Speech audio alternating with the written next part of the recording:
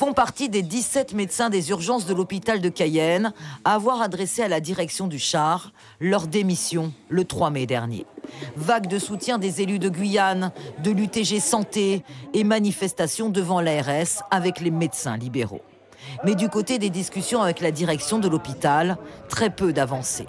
L'annonce d'une seconde infirmière et de l'arrivée de 4 médecins de l'Eprus. Mais certains ne resteront que 4 jours.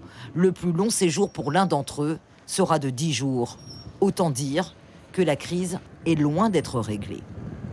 En un mois, on juge que les discussions actuelles sont à un stade beaucoup trop léger, avec un simple saupoudrage pour le court terme, pour le mois de juin, pour le planning, pour seulement boucher les trous. Mais finalement, on attend beaucoup plus de l'administration, qu'elle s'engage pour des réelles mesures concrètes et pérennes pour la prise en charge des patients guyanais. Manque d'attractivité de la Guyane, rétorque la direction et l'ARS, pour expliquer le déficit en médecins que connaît l'hôpital. Pourtant, l'établissement de santé de Kourou ne connaît aucun problème de recrutement. Ce sont d'ailleurs des médecins partis de Cayenne qui exercent aujourd'hui à Kourou. Kourou refuse les CV et que nous,